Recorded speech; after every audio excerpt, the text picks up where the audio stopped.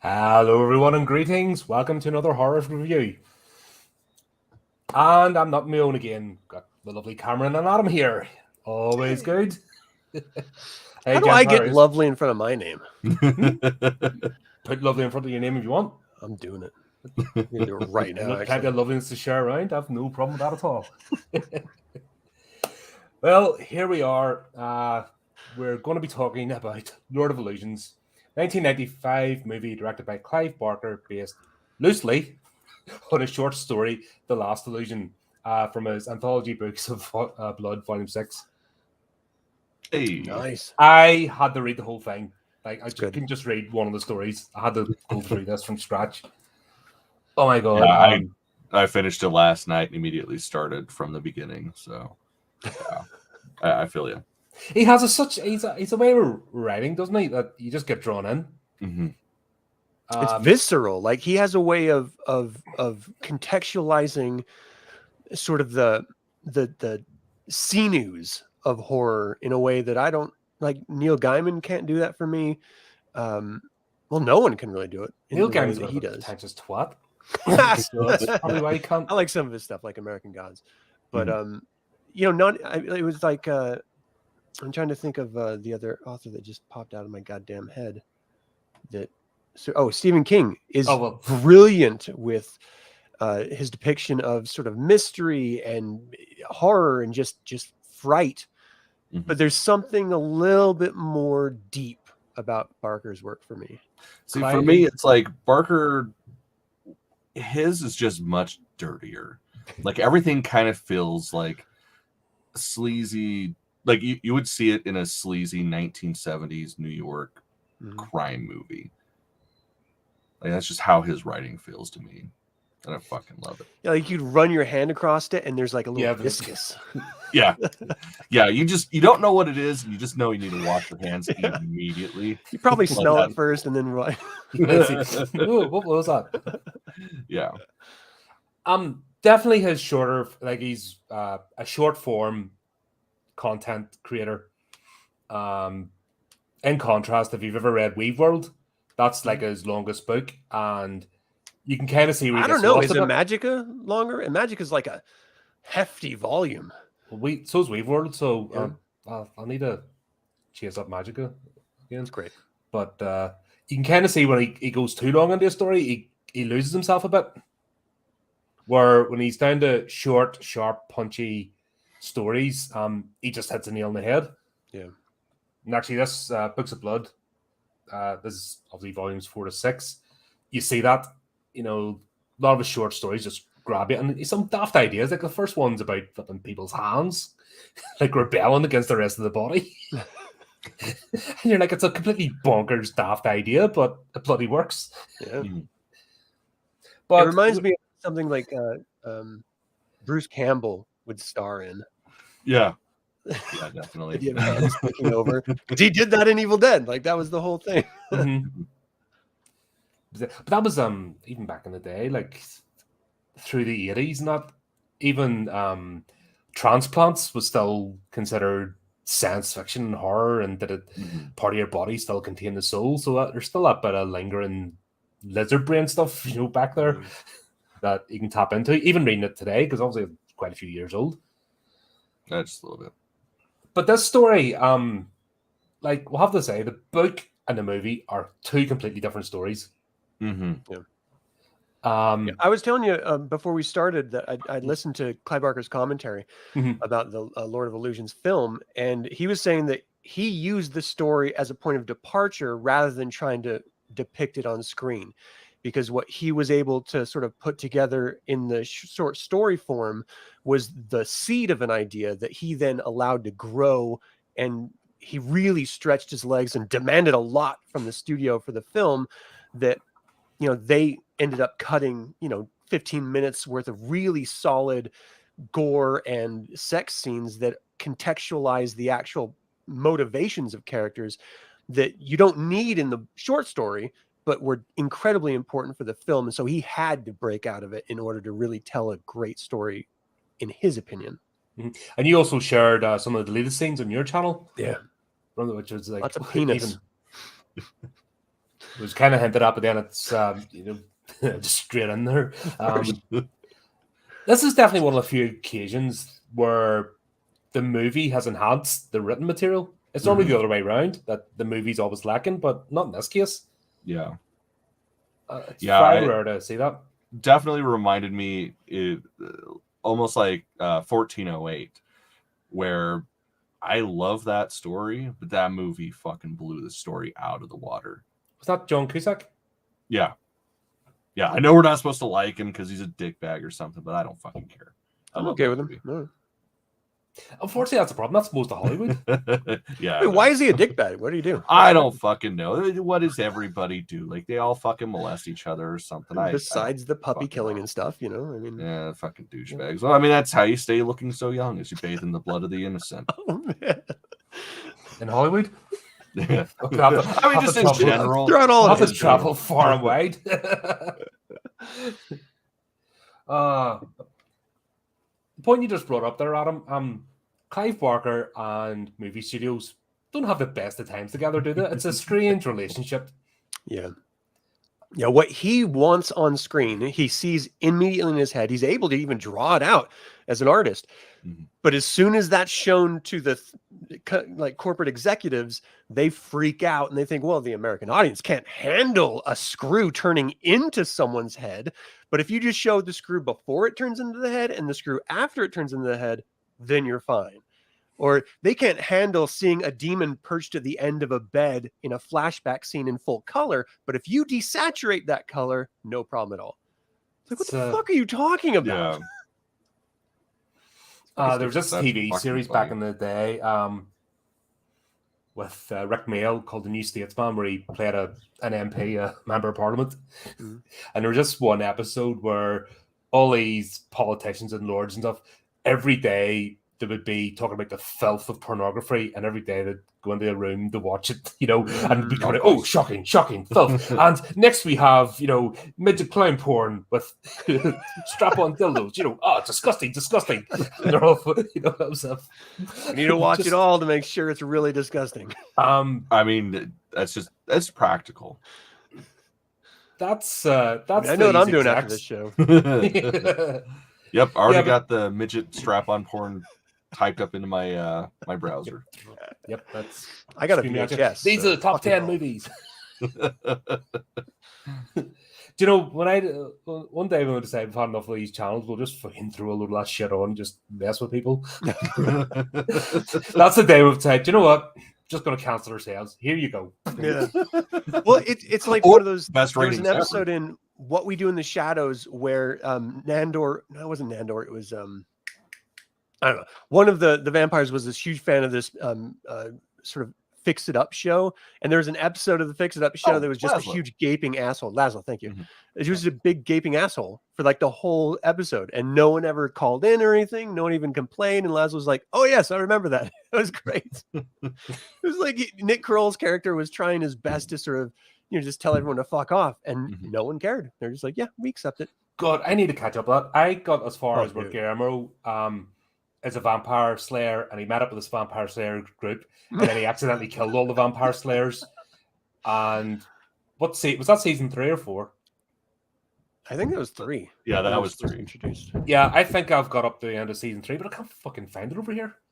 Really? I need to find out. It's probably freaking 10. It's probably split over 10 different fucking streaming This is why your empire fell.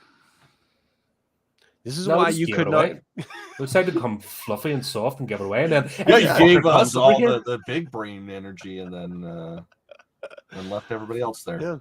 Yeah, right. Yeah, you got the fucking best and brightest. Yeah, okay. You just keep thinking that. Hey, at least we got What We Do in the Shadows, all right? Fuck yeah, we do. We have that one. You hold on to that. I'm happy to concede that.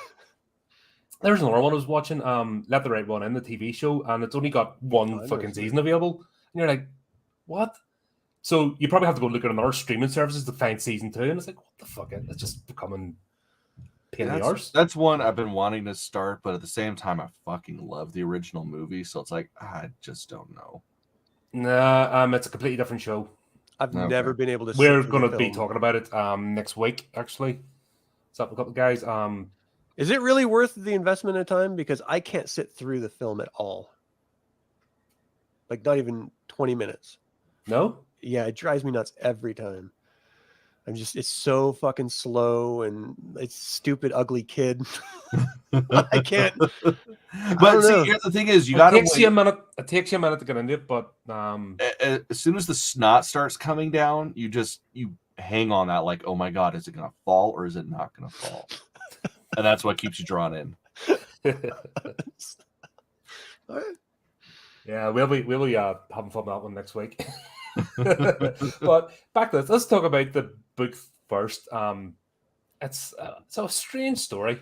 Mm-hmm. So, obviously, spoilers, folks. If you've come here, not the segment you're going to watch us or not. It's been around long enough, so it's on you. Yeah, but it's worth being spoiled. I mean, it's a great story, I think. Yeah, definitely go back. It's and you get both. I think this is something you get both from each version. Mm-hmm. Like the story in itself is great. The movie, fantastic. None of them, like, I think probably because Clive, he's been in the head of both. So it's not somebody trying to detract or modernize or take away. Mm-hmm. It's the same vision. So no problem with that at all.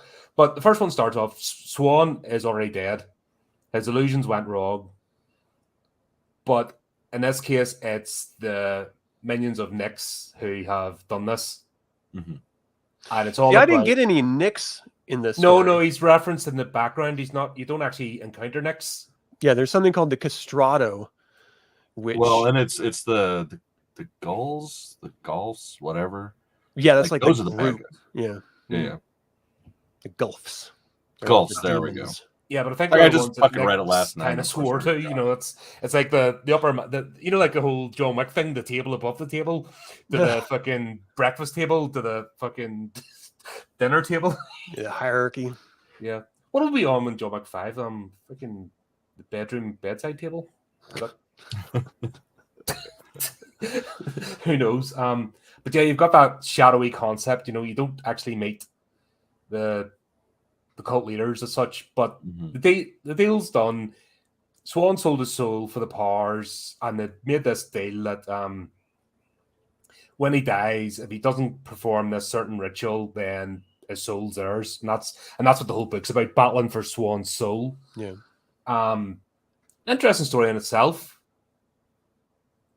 And also Harry D'Amour, we meet Harry D'Amour for the first time, and he's actually intentionally brought in to this world in the book, where in the movie it's more by chance that he kind of falls into it and then gets the spotlight on him. Yeah. Yeah, Harry D'Amour is an incredibly fascinating character, in my opinion. He's everything that I want to be as a human. He's focused on just sort of trying to deal with life, and then he's sort of pulled into this other universe, this sort of, supernatural universe that no one else has any idea about. And this is the strength of Clive Barker, I think, is that he has this brilliant way of painting a world beyond our world that sort of sometimes leeches through and just traps certain people in its embrace.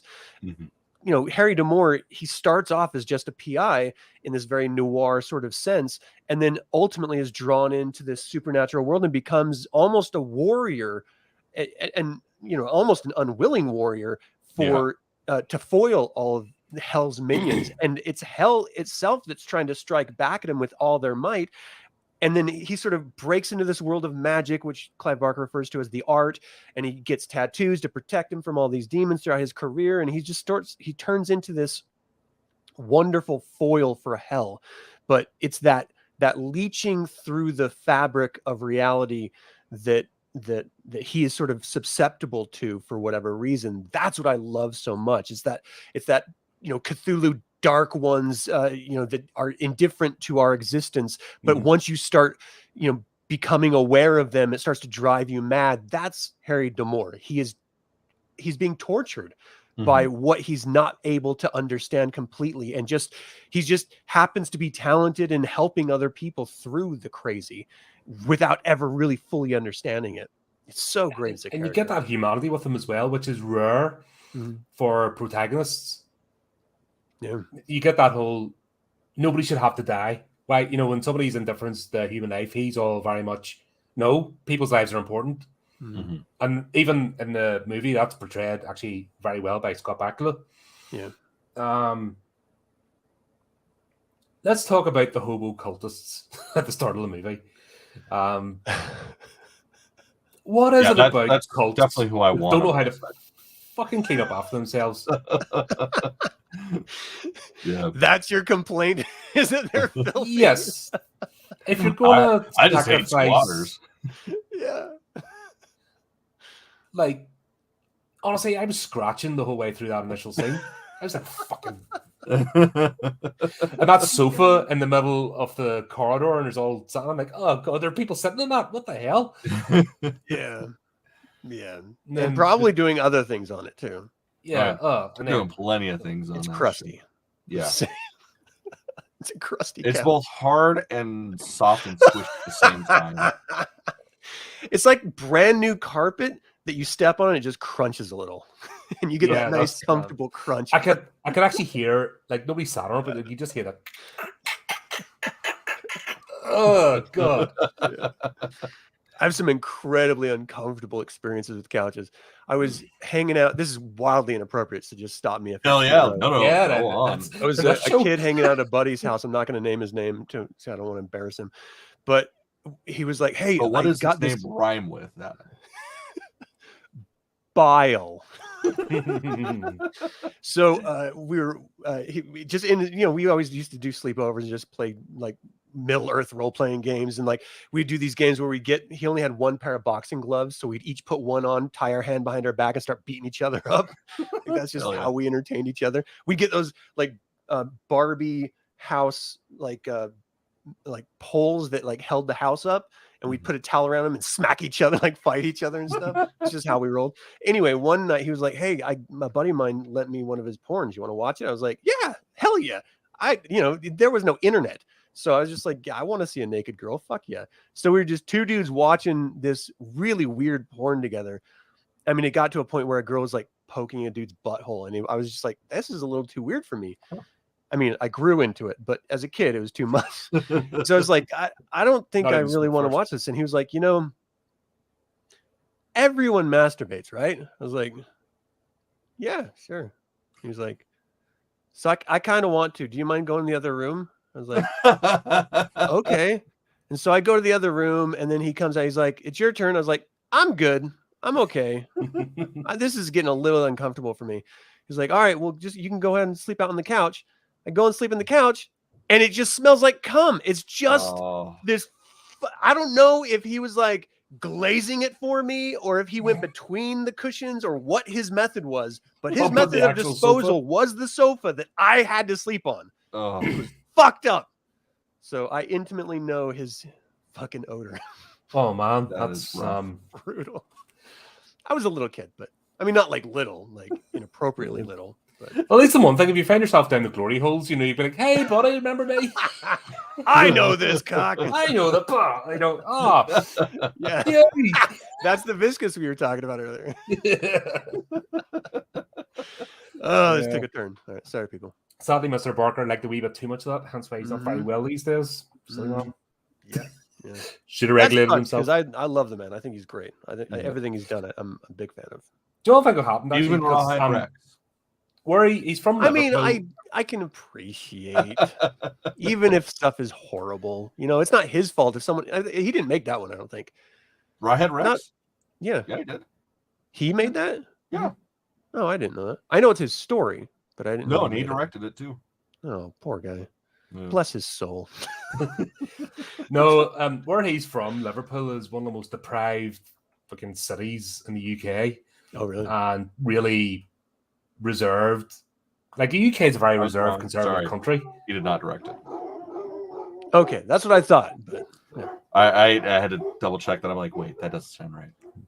But yes, yeah, deprived city that he's from. Yeah, and you can understand once he got the chance to like let loose, he fucking went for it. Well, especially and I think because imagination as him well. And all his homies were just like fucking theater nerds that didn't belong at all. Yep. You know, he got the shit kicked out of him, guaranteed. in a rough city like Liverpool, being a bit creative or artsy, he'd have been panned many times during his childhood. Just that, obviously, growing up in Belfast, I'm kind of aware of that myself. You know, I've taken quite a few punches to the face, kind of just for not being fucking super roughy tough. You know, fall in line with the herd, sort of thing. Yeah, that's life. That's just youth. But with him, it's kind of brought this like super like beautifully dark imagination that just seeps into you. You're enthralled. It's brilliant. Yeah. I mean, what I love, the sort of the juxtaposition between the story and the film is all centered around the idea of making a deal for power, right? So Swan in the short story made a deal with the forces of hell in order to get this power to be an actual magician rather than an illusionist. He just had to pay the piper, and he wasn't willing to do it. And then in the film, he made this sort of pact with Nyx, but and he was the source of the power. We never really told who Nyx gets it from. But ultimately, it's this idea of, I want the power. I don't want the responsibility that comes with the power, or I don't want to have to pay the price for having the power. And, you know, so he's pretending that, you know, he's killing himself in the film in order to sort of save it's Dorothea? Dorothea. Right? Dorothea. But I think ultimately, and he's clearly just terrified about Nyx coming back. But ultimately, it's just, I think he is just afraid to have to not only admit that he's using what he's terrified of in Nyx, but also he's afraid of having the responsibility that comes with that sort of power. And ultimately, responsibility is what allows you to be a Nyx. You know, he accepts it. Even when he comes back from the grave at the very end, he's like, look, I have to pay the piper. Someone has to go in where I came out. And that's all of you. I'm not your shepherd. You're the sheep, you know, like there's always a sacrifice for whatever in life, whether it's, you know, you're going to be, you know, have this illustrious professional career. You got to put in the time and the effort. And that means you're not going to get it with your family. You're not going to get it with your recreation. You know, you want to make tons of money. Well, you're not going to really have time to enjoy it if you're really going to put in the time and effort to make massive amounts of money. So there's a give and take in life in everything you do. Seeing that reflected in magic and in those sort of pacts, those sort of Faustian deals made for power, I think is just a wonderful way of expressing the exact same sentiment that you may want to be a true magician, but you're probably not going to like what it's going to cost. Well, and that's what I loved about the book, is just the pure despair of it. Like, he's like, yeah, I'm going to be this all-powerful magician. And then he gets it, and he's like, wow, this is kind of bullshit. Nobody likes this. Guess I'm an illusionist now. And it's like, fuck. Yeah, you sold your soul just so you could do magic, and now nobody gives a fuck. Sweet. Yeah, and it's all the whole short story is post-mortem, which is an interesting take. And it's all basically between in fact, what's his face, isn't it? It's Butterfield? Valentine. Oh. Yeah, Valentine's character. Yeah, Valentine, Butterfield, and then Dorothea. Yeah. And they're completely different characters. Like, was it in the movie having Valentine be human and a sycophant? Did it really add anything? I was very disappointed. I mean, to me, I kept waiting for the curtain to be peeled back and like, hey, shit, I'm really a demon. Sorry. But it never happened. I mean, I didn't mind Valentine being the character he was. You know, in the book, it's almost like he's sent to sort of watch over Swan by the forces of hell, and then he becomes like close to him, and then he tries to save his soul.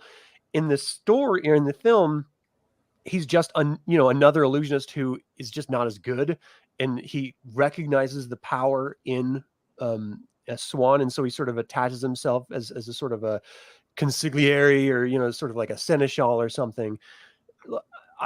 I didn't mind the character at all. I thought that's appropriate. Like, powerful people attract people who want to be powerful. And so, you know, a character like Valentine being drawn to someone with real power like Swan makes perfect logical sense to me. Yeah, I just thought it was maybe it was after reading the story and seeing such an interest in, the whole familiar being bound to their master. And then even though they've got a higher master, they're still bound by those constraints and actually acting against their own self-interest. Because the best thing for Valentine to do in this story would be just to give up Swan and then be released from that contract and take his reward and move on. Yeah. So it was weird, it was a strange sense of loyalty, but not out of personal. That's what I got from the story. It wasn't personal loyalty. It was circumstances of, I'm his familiar, I'm bound to him. And until his soul is either released or given to hell, I'm stuck, and this is what I have to do, sort of thing.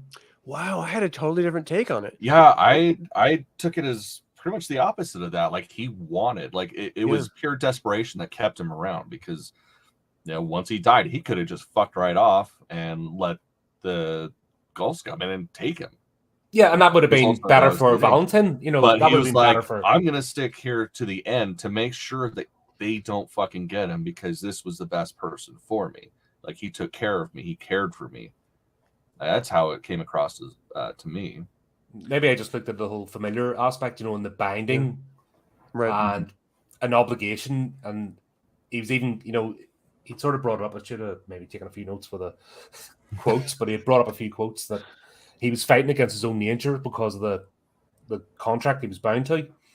See, I even took it like a step further than even you took it, Cameron, where I thought he loved him. Like, I thought, the relationship that they had was a point where at first it was a job, and then it was mutual respect, and then it was a little bit beyond. And that's the only way I could rationalize him sacrificing himself for Swan's soul, is that he did have this sort of greater love, not romantic or anything, but just this greater love for this being, that he sort of grew over time out of, the service with him. And it's not explicitly stated. That's just my sort of interpretation. But that's the beauty of this, because it's not explicit, because there's too much today paint by numbers. Yeah. And everything is laid out, and that removes the whole point of discussions like this. Because with the typical paint by numbers, we just go, okay, it's told us this, it's told us that, and there's nothing to talk about.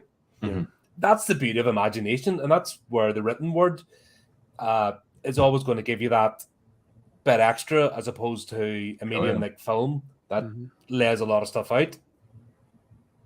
What did you guys think about the way that they presented the two pieces here? Because the way I interpreted The Last Illusion, the story, was it was a vehicle to showcase Harry D'Amour and sort of introduce him, because Clive Barker, he developed him out through a whole bunch of different stories.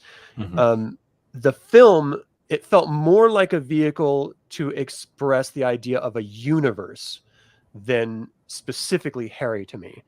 And yes, it's all through Harry's vision and everything. And yes, he is the central sort of catalyst for everything that happens and takes place. But it just doesn't revolve around him as much as I thought the story did. That is doing this is. No, I would agree with that's that. how it felt to me. I would agree with that.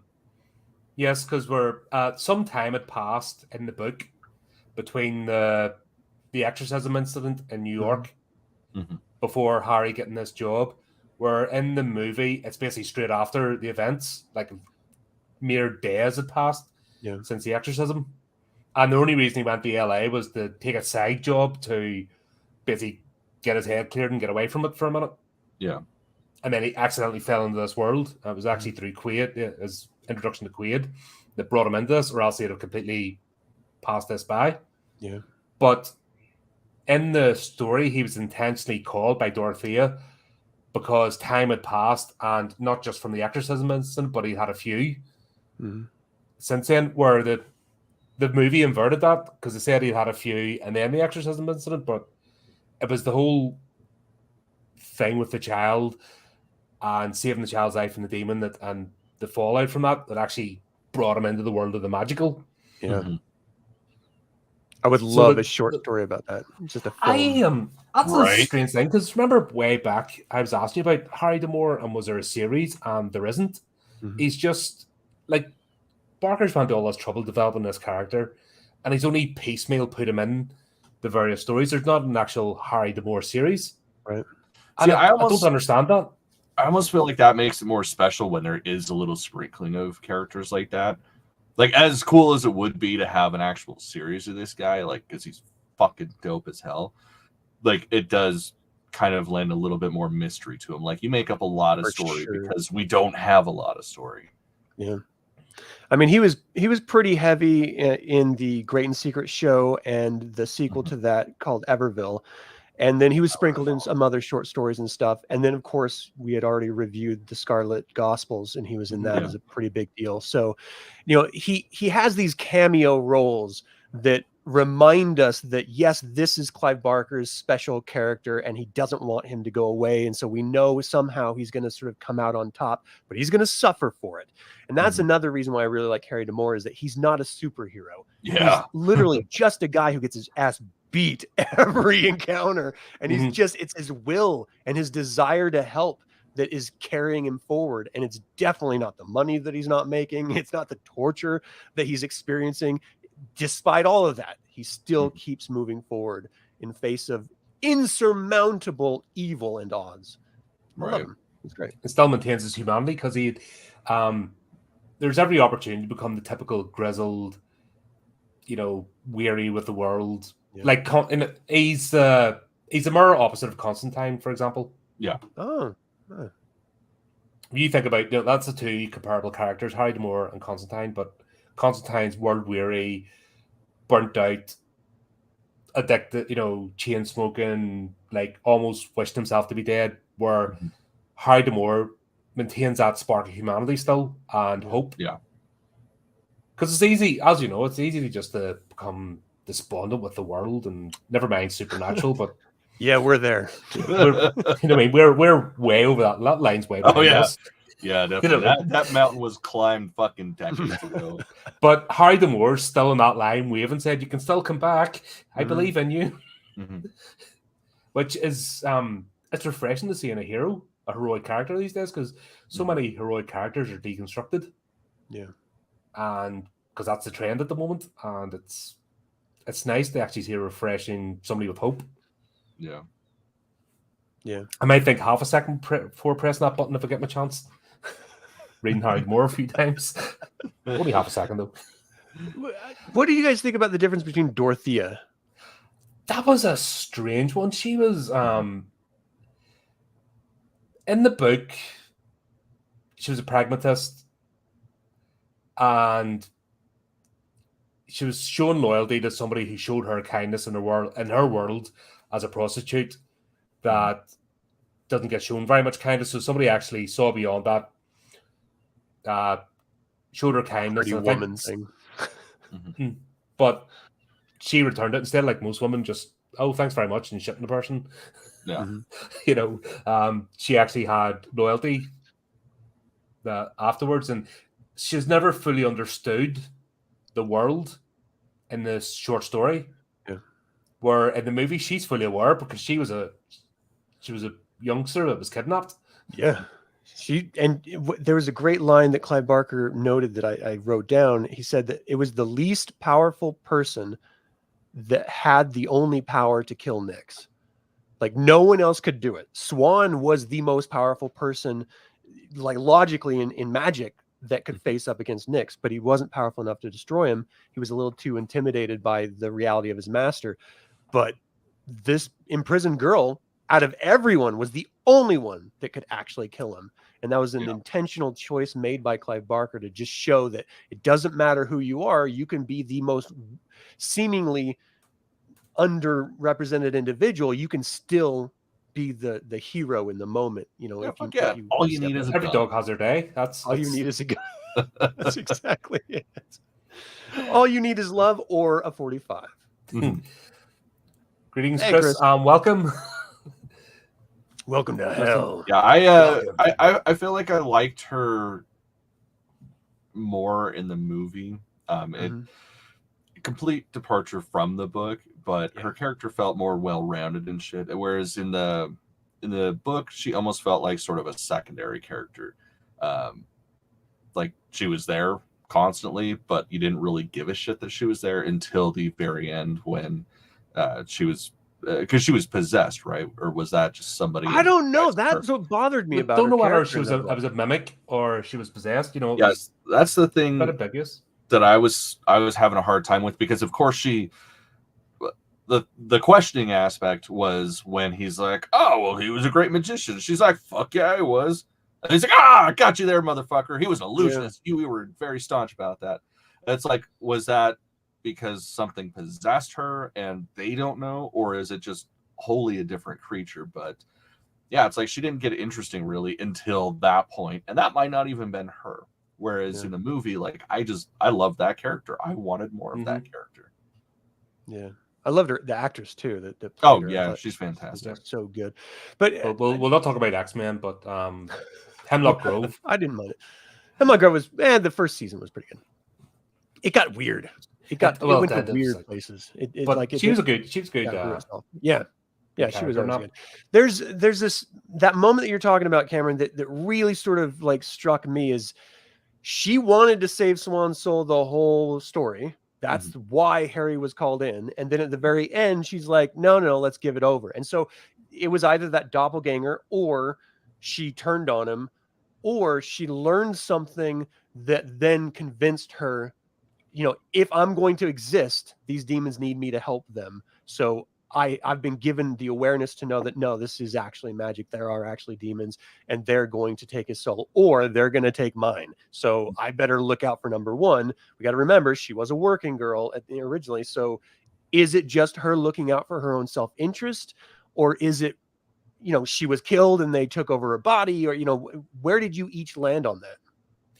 I don't think there was enough time in this. Like, the short story is less than 100 pages. I don't think there was enough time to actually delve into it. And that was kind of the frustrating thing about the story. See, that's where I'm always on the fence with short stories. I love short form content because, quite frankly, I don't have all the time in the world to destroy a book like in one setting, as much as I would love to. But that's also the problem is it's like there's so much open end to it because not everything's explained that's all you think about. It's like, well, what about this? And then you develop your own essentially side stories for everything. So it's like I love that and hate it at the same time. All the characters we didn't get a chance. Like even Swan himself in the short story, we didn't know who he was because he's already dead. And it's only getting it's very similar to like Judge Dredd, where a lot of characters talk about Judge Dredd in the third person. It's the only way you get to know them. You don't get to know the actual character themselves. Well, that's very similar. I've never heard a comparison of Judge Dredd with Lord of Illusions. Well, if you the 2000 AD comics are very much like that. You don't get to know Judge Dredd as a person. And people should look into 2000 AD. It's very dark. It's proper grim storytelling. There's a lot of wackiness in it as well. There's this weird combination, but the actual setting is dark. No, there is a horror element. That to the Q. But it's through Swan in the short story. We get to hear him from the other characters, not him himself. I don't know his motivation or anything. So it's a bit of a tricky one. At least in the movie, there's two characters. There's Swan and there's Swan's forehead. Let's be honest. there's two characters in this movie. They should have got somebody else for that character. Like, that guy had the charisma of a fucking rock. Man. I don't know. That guy bugged the fuck out of me. Oh man. He's a good actor, but just something about it bothered me. And it might have been his massive forehead. I couldn't help not looking at it. I'm sorry, but I'm just trying to like focus on the thing and just kept zoning in on that fucking pardon. Just sucks you right in. You have no choice. As a member of the large forehead community, I take umbrage to this entire conversation. Well, tough shit. No snowflakes here. I've full forehead, I just accept it. It's pretty much like dad's forehead. So I but mine just keeps going. But that actor was a bit grating. He was hard to, I don't know, connect with. Thankfully, because of the other, like Dorothea and Scott and even Valentine's character, they held it together. If I had just relied on the actor who played Swan, would have been stuff with a movie. Mm-hmm. And Nick's even brought a depth to it. Oh, he was great. Yeah, definitely. I loved seeing Nick's. Just the character and how they personified him. It wasn't this pristine and polished, gentlemanly, magical, guy who made a deal with devil. It was like the most slovenly, filthy guy. He has like mustard and ketchup stains on his wife beater, and like I was just like, yeah, that is a cult leader that I could see leading these people. I could identify with that character. I could do that. There's hope for me yet. Get my own little cult. Yeah, it's like when you attain that level of wisdom, like all you're gonna do is keep furthering or trying to further that wisdom. It's like why would you spend time fucking wiping your ass or changing your clothes? That just doesn't make sense. You just do what you got to do and move on to get to the next level. That's funny. That's how I live my life. I'm still stupid, but I'm quick about it. But I hope. Yeah, I didn't know that was the secret. Just don't wipe your ass. Right. Yeah, don't wipe your ass. Don't change. Just go for it. It worked for Steve Jobs. Just nothing but fruit. Maybe this is set in California too. It must be a Californian thing. Maybe that's what it is. So if you wipe your arse in California, that's it. You're not one of them. Actually, with all the homeless encampments, maybe it is real. Like California's been taken over by homeless, so yeah, I think this is true. Just snap one out in the street and stuff. Like, oh, lovely. Maybe that's why. Maybe that's why they freak out about the internet. Say most of them are the moderators, for all the social media groups that live in California. Like, oh, civilized people. We can't be having that. Shut it down now. Well, they're so draconian about their, easy trigger because they see the world outside of their little bubble and like, oh, it's scary. Yeah. But yeah, we get in the movie, and that's why I said it's a rare occasion where it's actually expanded on the source material. We get a look at this cult, and Nix is loving. He doesn't come across as your typical cult leader. He's just using people for sex or whatever. He's like beyond that. He is a teacher. At the beginning, he's presented. Yeah, I was like, it changes very, very quickly. Oh yeah, later on, but then coming back from the dead, maybe he learns things. You're just like, fuck. But he said that himself. Yeah, he said that himself. That going to the grave was the next step, and he had an epiphany. Mm-hmm. But before that, he was loving to his cultists. It was weird, it was. He's looking for the word. He was quite ready to hand over his power to the person he thought would be up to it. Mm-hmm. But he got and I've got that last point at the end, what this whole thing seems to be about. But you see, even kidnapping the girl is not for sacrifice or anything else. It's purely he wants Swan back. Mm-hmm. He felt hurt and betrayed. Swan, Quaid. Oh God, who's the other one? That Latin girl, I can't remember. Yeah, and the white girl. Yeah. I see people by the color of their skin. Well, you're American. That's your whole thing. That's what we do. See, that's the British way is to embrace all cultures. Right. Yeah. Flags. You guys are so elevated. We give the world a big. We'll have a monarchy. All right. You look at the clip of our politicians. You need something else. Fuck's sake. No, I always, the setup at the beginning of the film always sort of bothered me. I don't recall it ever, and I've seen the film a number of times, ever actually saying what they wanted to do with Dorothea as the little girl when he kidnapped her. Just that was a bridge too far for Swan and some of the other cult members. Mm-hmm. And I'm trying to get into Swan's head of saying, what would motivate him to be a devotee, an acolyte of Nix, and then that's the bridge too far? Like all of the other stuff, the living in this really nasty squalor, the self-torture and mutilation that they go through, like there must have been other murders up until that point. Mm-hmm. So it's Dorothea was the bridge too far, or was it something But he already else? Left. Right, he'd left before Dorothea. Dorothea was the bait. I don't understand why he left. Like that's what bothers me. Yeah, we don't get that explained. Mm-hmm. Even when they have their final confrontation, it's not explained why Swan. And like Cameron said, the actor that plays the guy doesn't really do anything with it. Mm-hmm. See, I'm going to go on a hill here because I thought the terror that he projected through the entire film was palpable. Like you could feel it oozing off of him. And just because of that, it made me not really like the character because I don't like that idea that someone's just so terrible, terrified their whole life that they can't really take ownership of anything. But I did feel the fear throughout this whole film of every one of those cult members that tried to stop Nix that survived and buried him. Like it was real. It was like visceral that they, I don't know. I believed it. I believe the fear, but everything else, it was just stuffy as shit. Like, especially the moment where it's revealed that, Swan's hiding and fucking Harry finds him in the sewers or whatever the fuck it was. And there's a car above him. And he's just like, oh, I got this car above you and I'm going to squish you. It's just like, God, dude looked bored as shit. That was, yeah, pretty much. I'm acting a role, and I'm going to kill you now with my giant forehead.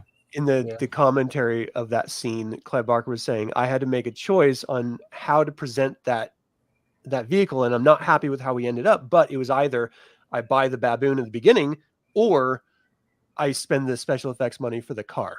And I chose the baboon because I thought it did more for Dorothea's character and Nix's character.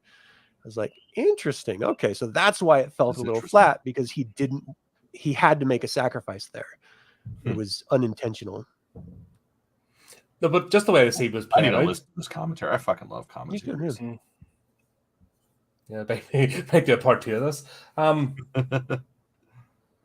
What about Butterfield's character? This was also a complete departure from this story. From his lawyer demon to, I don't know what that guy was. He was a ramp boy at the beginning. Freaking weirdo. He needs a bit of lipstick on. And they had 2 actors play the Butterfield character, the younger one and the older one. That was the same guy? No, that was 2 actors. Are you sure about that? When I looked it up in the character list, they had 2 actors, yeah. I could have swore it was the same dude. On IMDb, they have them as 2 different actors, playing the young Butterfield and the older one. Okay. I thought the casting for him was great. I thought he was weird and fascinating character. Yeah, I was uncomfortable even just looking at him. But everything he did on screen, I believed. I was just like, yeah, that's creepy as fuck. But in the book, he's a lawyer and he's like a drab sort of,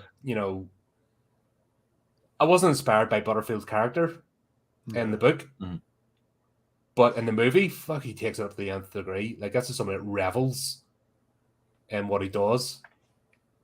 I think he was overshadowed by that Nazi guy, though. Yeah. I felt like even though he acted like the pet, that was his role as a little henchman character. But that Nazi guy, every time he was on screen, stole the screen.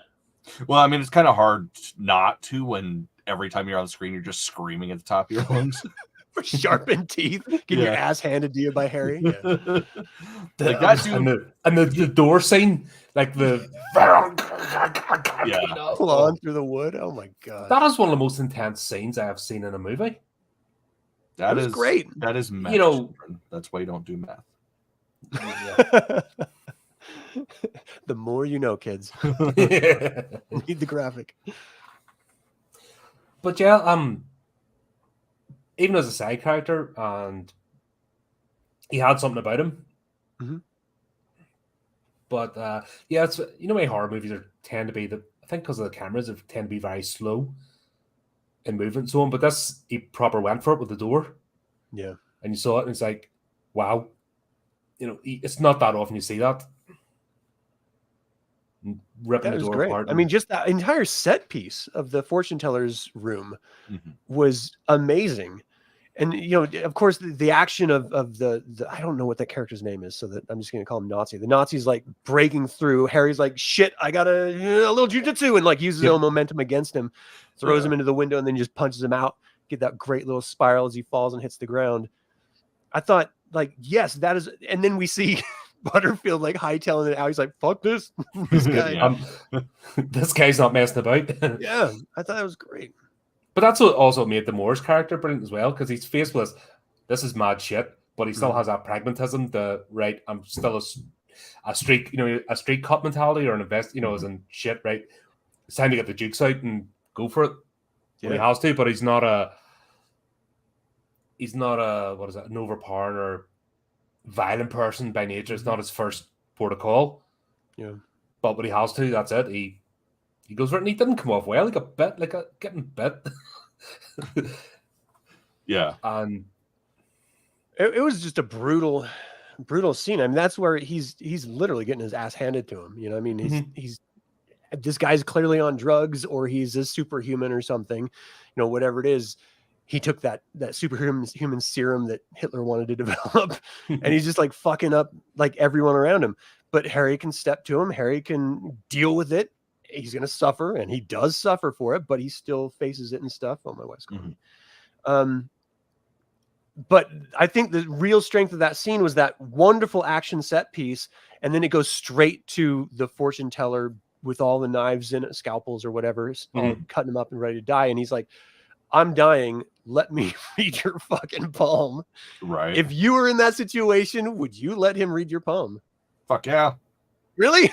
Yeah. Hell yeah. The dude's dying. He has nothing left to fuck with. Like, he's like, I don't care. I'm not scared to die. It is what it is. Yeah. Like, okay, cool. This guy's probably not gonna fucking fuck with me. Oh man, whatever. It's blood. You just wash your hands. Not that big of a deal. Actually, that's a huge deal. Fuck it, that's disgusting. But I would work with it. But a hepatitis going there, in the bite. Yeah, I got my shots. Yeah, but that was Quaid. That was Quaid, who was one of the gang. Yeah, with Swan. That was him later on. So basically, what the premise of the story is: the buried Nix, that nobody knows where he was buried, and Butterfield had to take some time out to learn the craft to bring him back, and now he'd always kept tabs on them. Mm-hmm. But now he's come back to interrogate them to find out where Nix is buried, so he can bring him back. Yeah, he's just trying to rescue his master. Can we talk about the binding really quick? The death scene, because the contraption that they put on his head, I thought was so beautiful. Oh yeah, like it was like this crazy like multi-layered helmet thing that like screwed into Nix's brain in multiple different places. It was just so brilliant looking, and it was like the symbolism of that being the binding function in order to stop him from being able to regenerate or, come back alive, because shooting him is clearly not enough. This guy has super worldly powers. It was a wonderful way of creating this sort of binding. I had a bunch of friends that were really into sort of occult and vampirism and stuff when I was growing up. And so the idea of, drinking blood and like, I think really never tried that. No, not intentionally. I mean, I'll get a hangnail occationally, but just keep going too far. And have to sharpen that canine really sharp. Like, don't you be ready for that? Like, yeah, that would hurt. I did try that off I'm like, nah. Yeah, I grind my teeth too fucking much when I sleep, so it's all dull as shit. It's not doing anything. I just love the idea of like binding people. Like it's stuff that I'd watch other people doing in sort of their own little weird ways, but it was never sort of a physical thing. And I loved seeing the physical aspect of it because it still felt ritualistic, Right. Well, and practical at the same time. This is in the way that only Clive Barker could do. Like, anybody else probably would have shot this and made it kind of goofy, but this, you just believe every aspect of it. Like the way that he hangs on the close-ups of the shit, it goes from being goofy to being uncomfortable to being like, damn, that was cool. Yeah. And they had to do it quickly as well, so it was like, and even getting the first part on, it wasn't complete until they put the muzzle on, and there was an urgency. So, like you said, there's a lot of like ritualistic stuff or that you see in movies, and it is just spun out and over dramatized. But this was practical magic. This was straight in, right? They've done all the preparation beforehand. They know the tool they've got, and you don't see that part because you don't need to. Yeah, because it's explained through the characters that they go away for a time in the research, which a lot of stuff dealing with magic doesn't really do that. Yeah. But yeah, that's the urgency and the putting it on and buying them, and even then, they know he's not dead. He just can't get to them. Mm-hmm. So creepy. That resurrection scene too, like when they just sort of dig in and uncover just the arm. He's like, he's there, Butterfield, like freaking out Valentine. That was so great. And then he like bursts out. I guess they had to do a whole bunch of different takes because they could never get the motion right of coming out of the hole of Nyx. But like they had to like send in second units to get over and over and over again to finally get one that actually worked. But it was so great knowing that you could just bind him with the head after you sort of shot a hole through his heart. And that's not even enough. Now you got to bury him where no one's going to find him. Yeah. Like, this guy's unstoppable. He's been one of the best antagonists, actually, and in an understated way, because he's not your typical, twirling mustache type. Yeah. You could pass him in the street. And not, if he didn't want you to see him. The street, like, ugh. Yeah. Yeah, especially when it comes back. You'd kind of go like, I'm going to go to the other side. Maybe I'm going to go. Unless he spoke to you. Yeah. And then you're enthralled and you're part of his cult and you're chopping chickens up. Yeah. And leaving them there. Yeah. What did you guys think about the fingers in the head? Oh man, I love that shit. Every time that happened, it's just like, oh, I wish I had that power. That's so cool. It's the most obvious way of saying I'm going to alter the way you perceive things, but I'd never seen anything like that before when I first saw it, and it was just like the creepiest idea of like just the sensation of someone just slinking into your brain with their fingers. It's like, well, that's your most private place at the end of the day. Yeah, that's your space, and the fact that somebody can get in there, that's why most torture is mental as opposed to physical. Because that's once you break down that barrier into somebody's head, that's what else have you got left? Yeah. And this does it once again without over. I think that's the whole thing about Barker's work, is not being over dramatized and just doing it in quick, sharp scenes, and you get it all there. Where a lot of other movies would draw that whole experience out for like 10 minutes. Where it's just straight in and rips away reality. And of course we'll have to be forgiven because it was made in the 90s. Yeah, it definitely takes you out a couple of times. You're like, wow, that's dated as fuck. But like the rest of the movie makes up for it, definitely. Oh yeah. Like it's very not, it's not like something like Spawn, where when Spawn came out, that's like, man, this is like the peak of technology. This is fantastic. And now you watch it, it's like, wow, this is, ooh. You still like this, Cameron. You still like this. Keep telling yourself you still like this. I haven't re-seen it since it came out on VHS. Oh my god, I'm an apologist. Like, I fucking love that movie. I mean, Spawn, that's one of my all-time favorite characters. That's, I mean, Neil Gaiman's issue of Spawn #9, that's what got me into art. Like, I owe a lot to that fucking character and just that franchise. So yeah, I'm like, no, this movie is still fantastic. Yeah, I had the Spawn Batman crossover, which was an interesting one. Yeah, that's so good. And they did another one too just recently. Did they? Oh, right, no. But don't read comics now because fucking idiots. I don't read comics, nerds. Yeah. All right. Yeah. Okay. All right. Yes. As you said in this show, we know better. Right. Yeah, we've all like climbed mountains together. We've fished together. We've like done other things together. I mean, yeah, we know each other pretty well. We've all shared a couch together. Oh, God. And all that implies. Go, audience. They're like, there's real life in here. Yeah. We'll have to talk about the Magic Castle. Man, I want to go there so fucking bad. Like, it's a real place. Yeah. But magicians. No, I know. They seem pretentious and stupid and all that. You know what it reminded me of? So bad. that thing that we're involved in. That's what it reminded me of. Yeah. I have no comment on that, Adam. No comment at all. I was just I know every one of those people. I definitely I think that's my initial reaction. It's like, oh god, you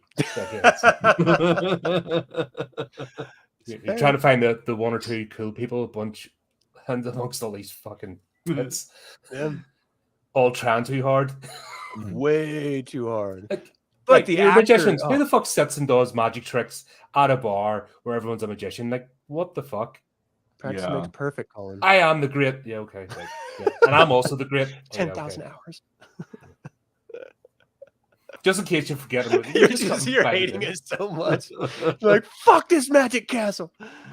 I really didn't mind the scene at all. I thought it was a nice way because, they're sort of hitting you over the head. Like, there's a difference between magic and illusion. Like, we have to understand that there is a huge difference because as an audience, you're watching a horror film. There's no difference. Fantastical things are happening. Magic and illusion is the exact same thing. And so Clive Barker really has to lay a firm pavement underneath everything saying, look, this is magic.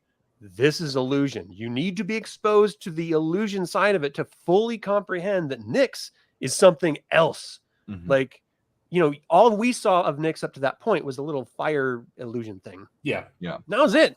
So we really need to fully grasp that this is beyond. This is something way different. And even the illusionists in their secret, most holy of holy locations, have this secret knowledge that they can't tap into. They just know about it. So it's this sort of aspirational thing that no one can actually find, like really fully get their hands around, except for some reason Swan had something in him that Nyx saw. And I like that idea that the illusionist aspired, or maybe it was almost like a Necronomicon type sort of forbidden book of knowledge that they had to lock away to prevent that from sort of bleeding into this universe or this reality.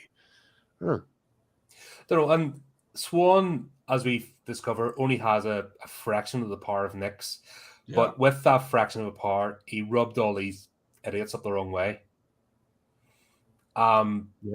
And I just say, how fucking precious are you, or how insecure are you that you can't give the stage over to somebody else briefly? It's like, I don't know, who'd be the, I suppose Copperfield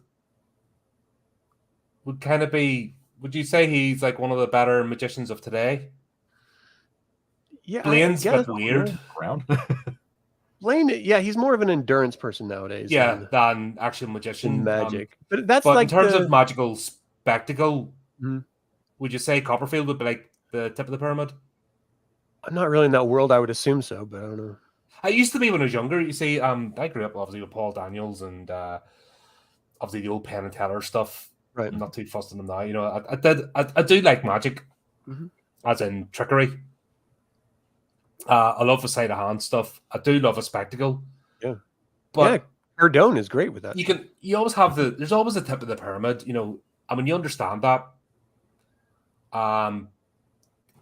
Being on the second rung of the tip of the pyramid is not a bad thing. As long as you're, what I mean? If you've crawled your way from the bottom and you're up at that apex and you're scrambling for that position, I don't know. That's where you've kind of lost yourself, I think. And that's where I think you have to stop and smell the roses, where just like we're talking about people being motivated by money and the sacrifice, they don't actually enjoy it. So they're just making it for the sake of making it. And I've known tons of people like that, and they just can't, like they're in their 50s and their 60s and they can't switch off. So they've actually no life. Yeah. So what's the point?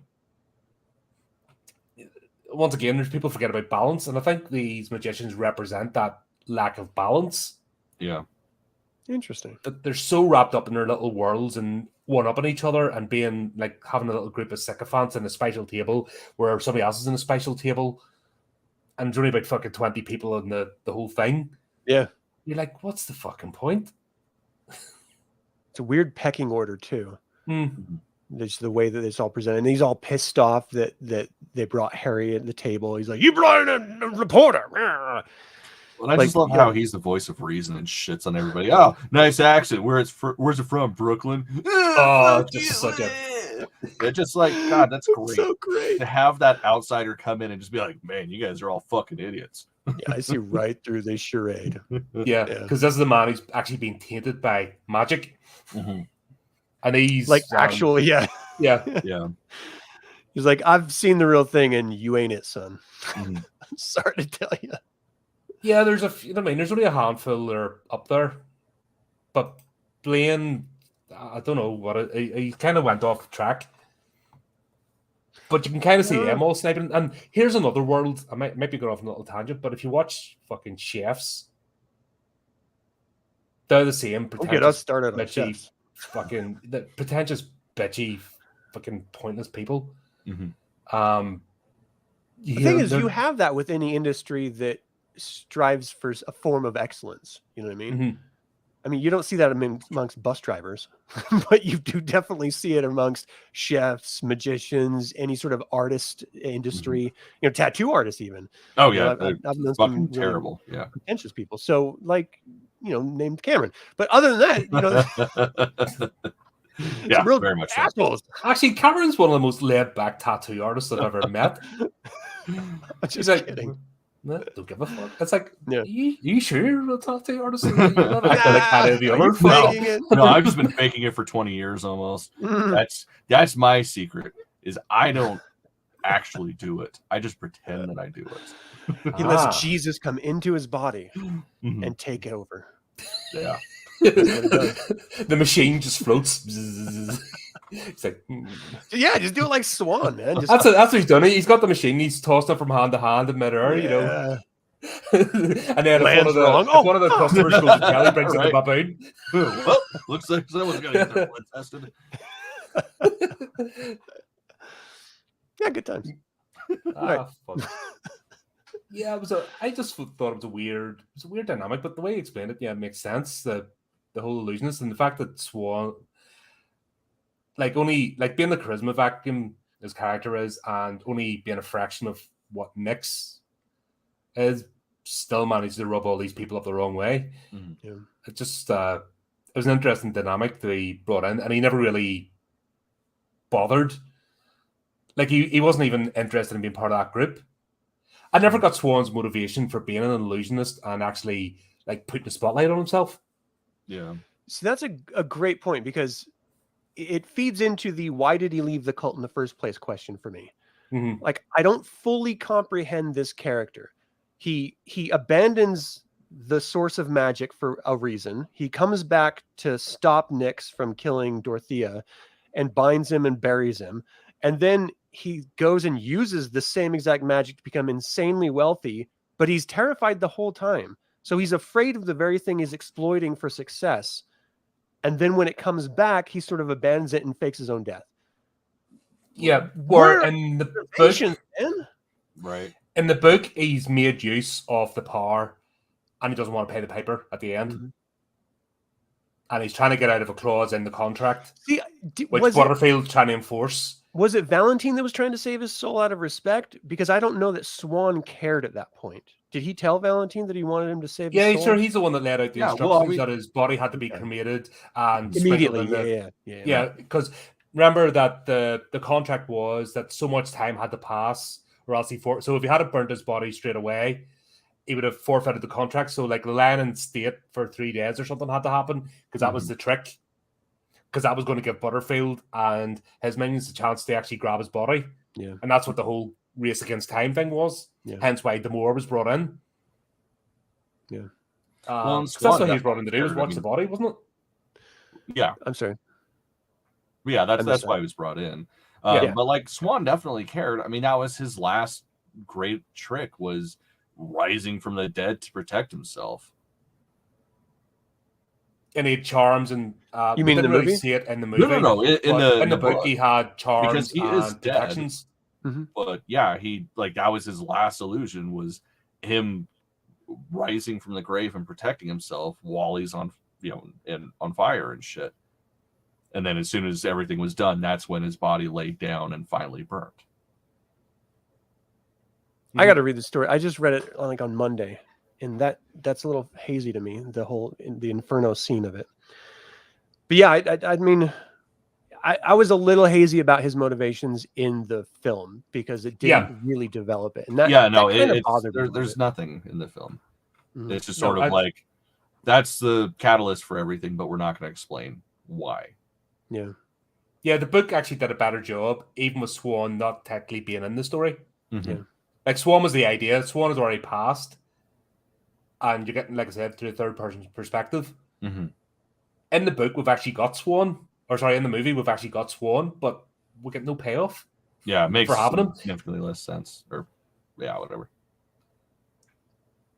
So I did like, I think the set pieces all surrounding that death scene with Swan, with the knives coming in here, and it was sort of foretold with turning over the Ten of Swords tarot card in the fortune teller's room. But then the fortune teller also had all the like the scalpels all in his chest. Mm-hmm. So when you watched it, were you foreshadowed, or did you think it referred to his own death, like the fortune teller's death? I hadn't even honestly considered. The second time I watched it, I got the reference. Yeah, it wasn't until this time of watching it. Every other time I've watched it, I thought, oh, it's just the fortune teller's death. Like, that's what the it first was. time. Like, it was years since I watched it. Like, I watched this movie years ago, like probably when it came out. Mm-hmm. And that's, it's went completely out of memory, which is why it's good to revisit. Yeah. These sort of ones, because there's a reason why a movie still stays fresh. Mm-hmm. Oh, well, catch you later, Chris. Sorry, I didn't get you. What's the weirdest tattoo request Cameron ever got? Man, I hate that question because I can never think of one. Like, my funniest was kid came in, 18th birthday, no tattoos, obviously, and no explanation, no reason, just wanted Jesus was here tattooed on his ass. Didn't say a fucking word the entire time. Loved it, giggled, tipped, left. That was it. Never saw the kid again. Weird. Okay. What the fuck? That works. When you were tattooing it, did you feel like holiness coming off of his butt cheek? I mean, there was definitely a hole involved. It was a little terrifying. Basically, he pulled down his pants way more than he needed to, and that's always like, I might get pink eye from this. Then I'll have to charge double. So the goggles. That's why you gotta use your welder goggles. Do you have a series of plugs just in case? Right, that's good in there. I should. If you have nothing winking at me, I'm plugging it up. We wear eye patches in this studio. Oh man. And then I forgot to put her name down. The other character went into the asylum. Yeah.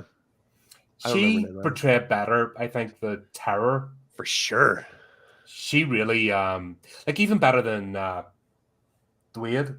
Yeah.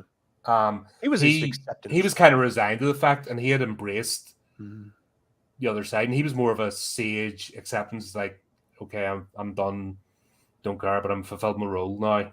Mm-hmm. Yep. But she was proper terrified. But yeah, I have to bring this up. Nuns are dickheads. Oh yeah. Yeah. Oh yeah. Why is it the worst people equipped seem to run orphanages and asylums and places of healing by the most hard-crusted, fucking bitter women? I don't know. Because that's how they heal, is by having power over, weaker specimens. It's like the whole care industry, as in like charities, the good guy badge fucking wielding charities. They're some of the bitterest, nastiest people, but they all seem to be in the fucking. But this was brought like that nun. Jesus Christ, she needed to get fucking bent over a table and just fucking. Yes, continue. Just fucking have a good night. You know what I mean? She needed to fucking go party somewhere and fucking loosen up, because Jesus Christ, that's. I mean, I didn't think her actions were like crazy. She just was trying to get that girl under control because she was clearly freaking the fuck out. She was more interested in slapping Demore about and just let her run off. The face on her was like, what the fuck? Yeah. I love the juxtaposition of her talking about Nyx crawling out of the grave and then seeing the construction workers dig in the hole. Mm-hmm. That just added to the dread of the scene and the believability of her performance. I thought that whole sequence was great. It was a great scene. Like, don't get me wrong. I'm just at the very end when that construction worker's hands come up, you're just like, Gah! Yeah. It was done so simply, and that's the best horror. I think I've said this before. The best horror that actually takes place during the day. Yeah. Because we expect the nighttime, the spooky wooky stuff and all that, that's fine. But when there's horror happening, like broad daylight with people, and that's when you know you've absolutely no protection. Yeah. And that's where, when it's done right, oh my God, that's some of the best storytelling out there. And I think that's an example of just that. And that's what I mean. He doesn't over embellish these scenes. Because actually, where some of this movie does lose is when it is over embellished with the effects. It kind of draws you in a bit. But these short, sharp scenes, he packs so much in with simple storytelling tools. That's his strengths, I think. The thing is, I wish he would be given a bigger budget opportunity in film, because he clearly has a really interesting vision, and it's always studio interference that sort of tamps that down or alters it or changes it or puts limits on it. If he just had, give him $1 million, because this film was made, I think it was like 40 or 50 or something like that, thousand. It was very, very low budget. Or maybe it was like 500. I can't remember. Anyway, give him a lot of money and let's just let him do his thing. Right. If it sucks, it sucks. Big deal. People are still going to watch it because it's Clive Barker, but it might be the most amazing goddamn thing you ever see on screen. And the thing is too, with his theater background, he knows how to do shit in little to no time. Keep it nice and condensed, but effective. And this is what he's been doing since he was in fucking high school. Dude's been doing it for longer than some of us have been alive. There's no reason why they can't look at him and be like, oh yeah, no, he can totally do this. That's the thing that I don't understand. I think Rawhead Rex is the reason. Rawhead Rex is the reason. Again, he didn't direct that, so I will. Right, it's just that's what I'm going to say. Yeah. Now that I know he didn't direct it, I'll defend him. But that's the whole thing, the dichotomy with horror. What makes horror good is because it's low budget, because there's less interference. It's almost throwaway, so that's why you have such a range of movies. The minute it comes into big budget, then you've got the fucking bland normie stuff, and then you have the more people get involved, that's where you get the more interference. Hence all the shite that we get today, because it's all done by committee. Right. But I don't understand as well. Someone like Barker, for example, can crowdfund his own. Look at God's sake, David Leone. Right, able to crowdfund his own movies. Damien Leone. Damien is? Did I say? Damien. Oh, Damien. Sorry, I said David. So, yeah. You know me in names, but he's able to crowdfund. So someone like Barker went, I'm doing a crowdfunder. Here, take my money. You know what I mean? But the hardest part with crowdfunding is it's scary, because unless you have a track record with it, that can end your career effectively. Yes, we all know him, we all love him, we all want to see him succeed, but unless people are actually willing to pay money, because that's the problem. Most people don't want to pay for fucking shit anymore. Damien had it right, where he always did, he would have private equity, so most of the money's raised, and then essentially he would crowdfund for any sort of extra shit that he wanted. So ultimately he wasn't going to fail in the end. Whereas if Clive Barker did something like this, unless he had the private equity behind it, there's a possibility someone like Barker would bound. I mean, he has the connections, so I don't understand why he's still beholden to a studio. And plus, it doesn't take very much. We're not looking at 250 million MCU budget type stuff. Yeah. So the amount of money it would take to make, and it's all about the visuals at the end of the day. That's the only reason you need the money. It doesn't take that much, especially when most people are in the horror, as in the creating side, do it for the love, because they're not making fantastic amounts of money themselves. They're going from movie to movie. We talked about him, did the effects for Hellraiser. If you think Barker called him up, Green, wasn't it?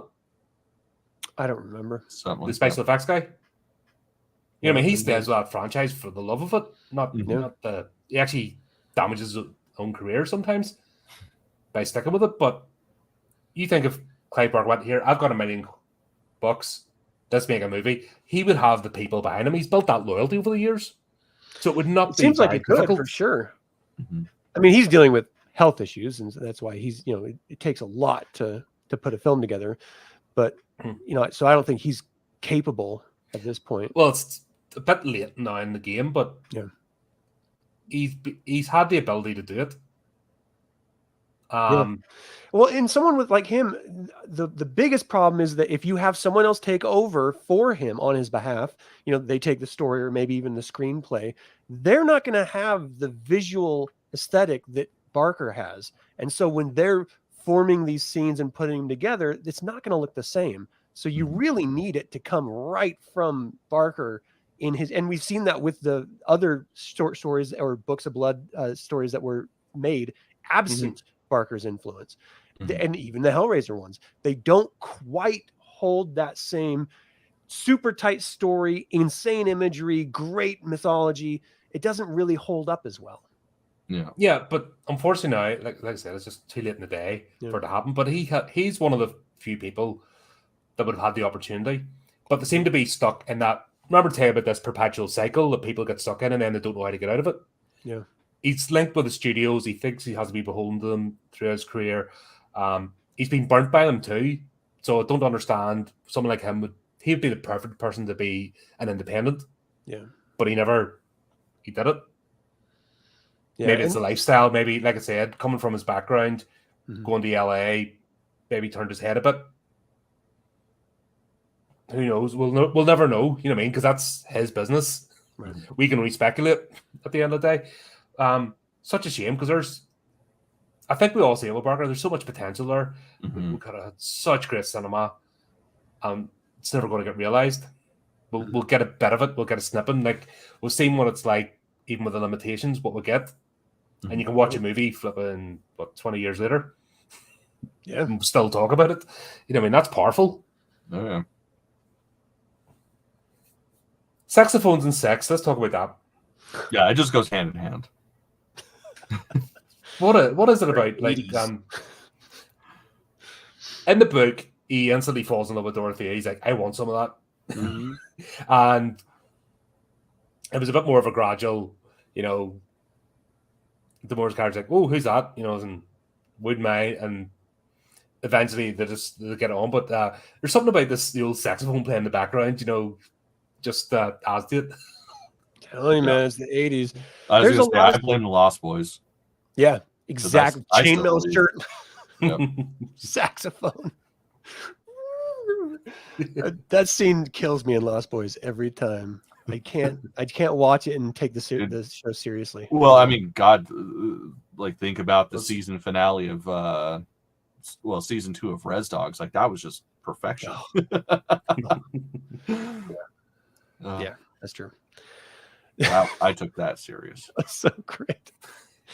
But that was an earned thing, I think. It was just presented as like, no, this is something that happens in the other in Lost Boys. So I was just like, ooh, that's weird. I don't like it. Especially everything was like metal. You know, everything had to have that sort of that heavy metal magazine look to it.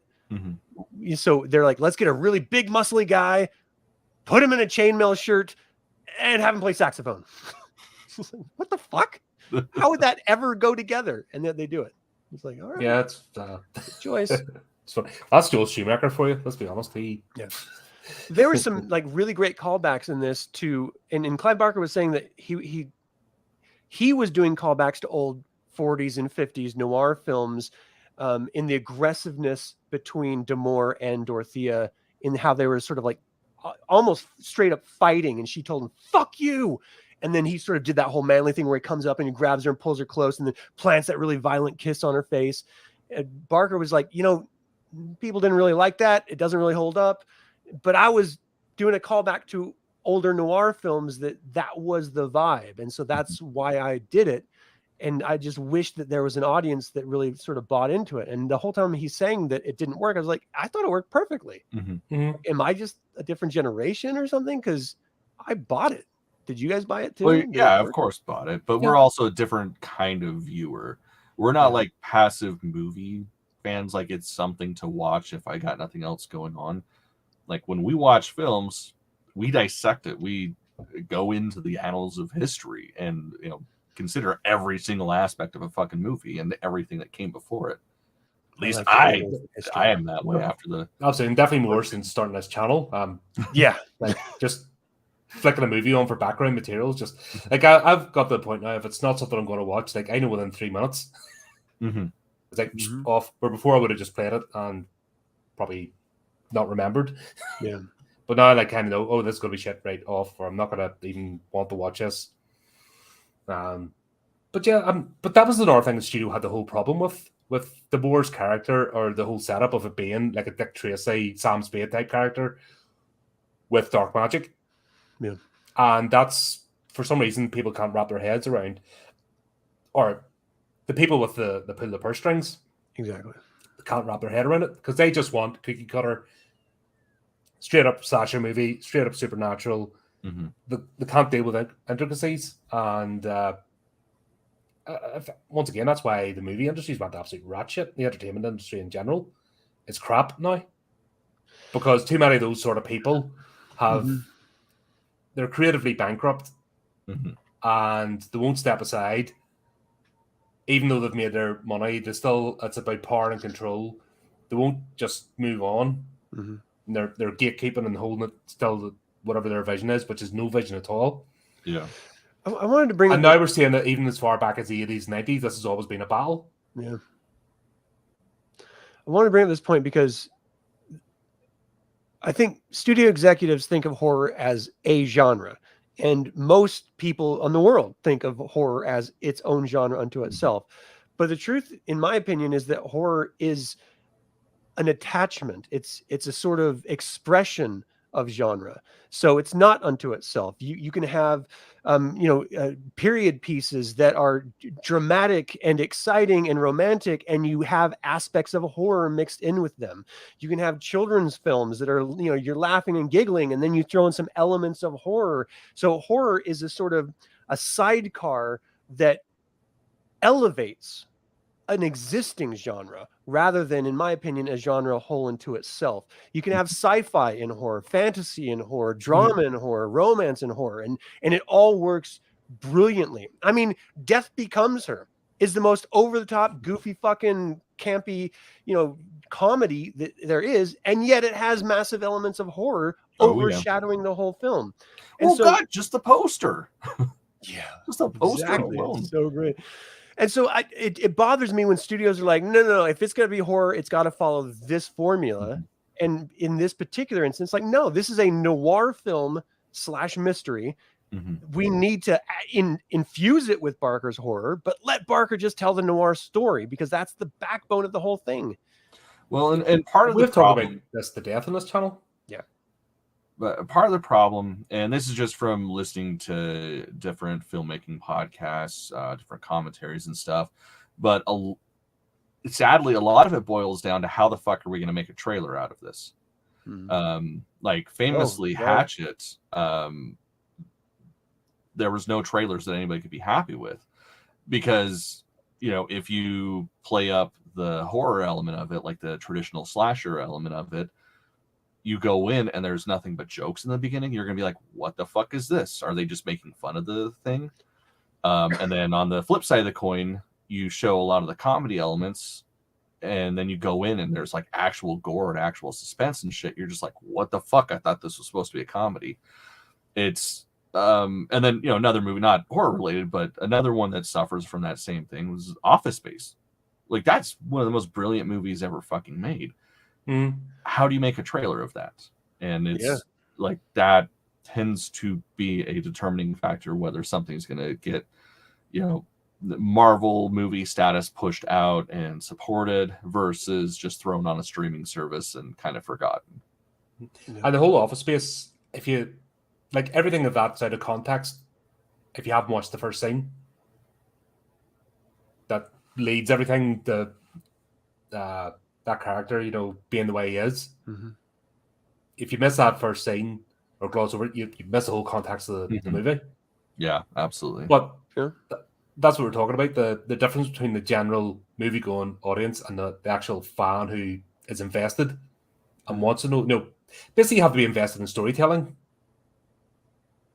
I think most people are, and I think most people are willing to do it. It's just they're fed formula so much that they expect it and anticipate it. And so it's always, when you break that formula, even though if you just fed it to them, they would be happily eating it, because they anticipate something, it turns them off and they just ignore it. And I think that's what horror suffers from as a successful genre in general, is that people are so used to different formulas that they expect horror to be X. And great horror is never X. Great horror is a mix of everything. Yeah, definitely. We talked about The Witch not so long ago. So good. And that is a drama. Yeah. It's a period drama. Yeah. And without we brought this up, obviously, that without even take the horror elements out, there is a fantastic story there, which is still gripping. Add the horror elements in, another level.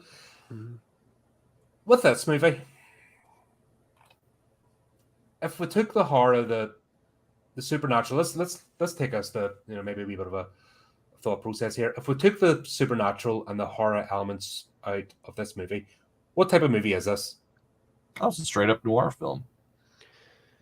Yeah, you throw this shit in black and white, and everybody's smoking, and this is a fucking noir movie.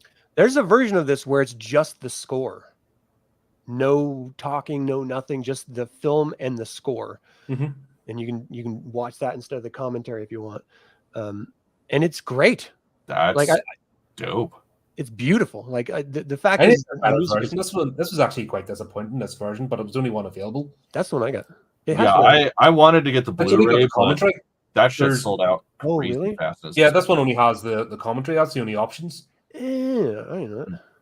What's yours, Cameron? I don't know. I don't have it in here with me, but it's. I hope there's more than just that on there. Yeah. I think this needs an anniversary edition. It's not even available digitally. Like I buy my stuff through Apple and like iTunes, and it's not even on it at all. I was like all pissed because I was hoping that there would be a new version with extra stuff, but no. Yeah, last one was released by Shout Factory, and that was a while ago. So given the fact that it's sold out pretty, relatively fast, and you can't even get a copy of it for under like $80 or $90, I can see them. Yeah, I can see them doing a re-release, like a 4K upgrade. That'd be and awesome. I would definitely be getting that. Oh, definitely. That's like we're like I said, 20 years later, we're still raptured by this movie, and it's great. The thing is, made fun of certain aspects, but so for me personally, I had never seen it until the other night when I was going to watch it for this. So I don't have any of like the nostalgic bias of like, oh yeah, I watched this when it came out and I loved it as a kid. No, I had nothing. It's just like, oh, okay, here's a movie, and I fucking loved it. The next day I'm telling my wife, it's like, hey, we should watch this tonight because you've never seen it. Like I'm wanting to watch it the very next day after watching it. Awesome. So I love this movie. Yeah, that's the power of it, and I think it has been understated. It's like a lot of Barker's movie tie-ins. Everyone focuses on Hellraiser. In fact, what we need to do is Midnight Meat Train. We need to visit that. That's a great one. We need to. I think we'll maybe schedule that for a month or two, because we're all a wee bit busy over the next few weeks. But yeah, we'll definitely revisit that one. But Barker's movies, I don't know, they kind of slip under the radar. But there's always something about them that turns people off, and it just doesn't get the proper attention because of studio and budget. So I think that's why. And you do have those gems that stand out. You've got, again, everyone calls back to Hellraiser, rightfully so, but Candyman is fucking amazing and beautiful. Yeah. Oh, you read the original story of Candyman in this? Of course. Yeah. Complete. I visualized that council estate. That's why I was telling you, Cameron, for it's such a British thing. The council estate is it's a staple in British culture. It's like the degeneracy, it's abandonment. It's all personified in the council estate. I don't know if it's a unique. I know there's projects and stuff in America, but it's something about the council estate is very. It's like that underbelly of Britain, and Do you mean especially like somewhere the like ghetto? Liverpool. Yeah, but it's even more depressing than the ghetto. Interesting. It's not quite. There's something more, and he actually brings it out in this story. Yeah. That there's more. There is. You could almost believe there's a supernatural force that causes the misery. It's not just societal. Mm-hmm. And unless you've actually experienced it or lived in a council estate, you don't get it. Like it's generations upon generations of the thought of somebody doing well and getting a job is like anathema. It's like betrayal. Right. Fuck, almost sounds like the res. Right. No, that's an interesting comparison. Mm-hmm. I could see it. That when you watch Slashback, kind of, I could see the parallels. That's why I had not being in a unit, but I could identify with those kids when you're not very much to do. And I think I was lucky at my time because there's more effort put into youth clubs and so on, because basically everything was put there so you wouldn't join the paramilitaries. There was that much effort because the freaking told you freaking recruiting teams outside our primary schools. Yeah, it's fucking bonkers. So there's so much money and effort put into all these clubs to try and steer you away from that. Now there isn't, and it's got worse. Yeah. But yeah, there's something about that hopelessness that it almost becomes myth and legend. Yeah. That it's very Clive Barker thing too, to sort of exploit and put the idea of myth behind it or underneath it. I mean, I had a fucking story in my head that I was going to bring up as an example. It's gone right now. It'll come back later. No, but well, even back to the grim fairy tales, like old stuff. Fairy tales culture. He embraces that because that's part of part of the DNA over here. Oh, it was Mr. Be Gone I was going to bring up. Yeah. All right. But just that idea that there's a, like, Stephen King has a universe that nearly every single story he writes is somehow woven into. Clive Barker's the exact same way, just because he has that mental mythological sort of fantasy mindset that even when he's doing his children's books, like the Thief of Always or Abarat trilogy, it's always sort of folded into this layer of mythology, of bleeding between realities and different dimensional worlds. And there's something kind of beautiful about that. And it's almost this aspect of the reality being when he lived through these situations of poverty or in those locations of violence. And so he's presenting it as a mythological force in his stories. But then we actually start this feedback loop of liking that concept so much that we create the mythology behind it. And, the whole idea of religion in and of itself is that same cycle, in my opinion. So I like the idea of creating a reality of myth based on an experience. In order to explain the experience, you have to create the myth, and then the myth becomes the reality of it. I don't know if I'm explaining it properly. No, it is. It's the whole cycle. The circle being completing itself, the Ouroboros, it's we'll see that time and time again. Yeah. But yeah, I suppose we'll wrap this up. Not much of that, but we've talked about sort of what do you think of the returning cultists? With this, even though they seem to have moved on, living their lives, they just happily murder their families and loved ones just to go back. Dude, Nix has a musk. Yeah. I was like, musk. He's got something about him, man. I hope to be that charismatic someday. It's just like snap the fingers. Hey, you should kill your family. Come hang out with me again, and then shave your head very awkwardly. Which is weird.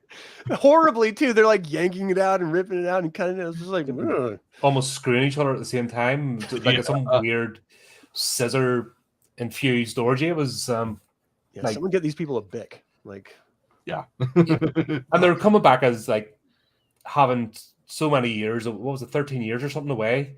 Yeah, something like that. And building entire lives for themselves. They weren't just sitting, in a hovel. Yeah. The only one they had actively, they just completely gave up. But anyone who's lived in a religious community or family, that's real. Yeah. Like I was talking to I don't want to throw my sister under the bus, but it was a weird thing that she said, and so I have to bring it up. I was like, well, what if, she just had her kid. What if your God tells you to kill your kid? Would you kill your kid? She's like, if my God demanded it, then yeah. I was like, are you out of your fucking mind? Yeah, it's like, that's the mentality of religious people. The Bible is chock full of it. God tells you to do something terrible, you do it. So these people have that divinity in Nick's, in their eyes. He is this godlike creature, and they're literally seeing miracles performed right in front of their face. They will do anything for it. And so for me watching it, I was just like, yeah, that's cult behavior. That's normal. I totally believe it. Just can't turn it off. And once again, it shows the power that his mask is barely off. Like, he's even just lying in state and he hasn't been released yet, but just being pulled out of his grave. He has that much latent power that they knew immediately from time and space away. Which then reflects that we talk about the whole fear with Swan. And the other ones, that the absolute terror that he's always going to come back looking over his shoulder. I think I'll just play it out wonderfully. Snake Guy was interesting. Snake. Oh yeah. He was. Yeah. He was an interesting one. It was like, okay, like he just killed a co-worker, and he just took a bunch of poisonous ass snakes. Yep. Like, that is so far from me ever wanting to be near. They're just like crawling on him in the back seat, a big pile of it. And I'm just like, I'm not even afraid of snakes. It's just the idea of a bunch of poisonous snakes crawling on you freaks me out. Yeah, that's why I would die in the wilderness, because I always want to pet the puppy. I don't want to die. Yeah, exactly. I am actually that stupid. I'd really? get mauled by a bear or something, because I'm like, oh, puppy, gotta pet the puppy. Don't care if it has more legs on me, more teeth on me, more venom glands on me. I'm petting the puppy. It's like, yeah. You know this to be true anyway, so I'm not telling you anything. It was funny, sort of the conclusion. This was almost like replaying the first scene. Yeah. Back rescuing Dorothea again. Swan confronting. In fact, that was the least part of it. Swan confronting Nyx was actually disappointing. Yeah. Yeah, this, in my opinion, the ending of this is the weakest part of the entire film. It's like Swan lifting Harry up and then Harry like squishing the fungus stuff. It didn't make any sense why that would hurt him, why that would be the thing to throw him. Like, you could just ran at him and done the exact same thing. You didn't have to have Swan lift you to do it. And it was just underwhelming. Yeah. Yeah, it was didn't see quite where it was going. Like, if the whole bit with the cultists coming back and them being disposable and paying back the grave and the fact they weren't ready, all that was fine. But the actual confrontation just seemed a bit, Well, they had that great mirroring moment where Dorothea shot him in his little butthole, and his turtle sticking out of his butthole forehead. And like, I thought, okay, that's a great ending when I originally saw it.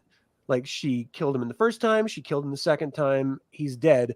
But to have it be Harry, and then the way they executed it, it didn't make sense to me. And I'm still in my head, if he's able to come back from having gone down there in order to reclaim Swan's body and soul, what was the point of throwing him there in the first place? Like, that's all he wanted to do. So he just wins in the end. I don't don't know. It unsettles me still, obviously. Yeah.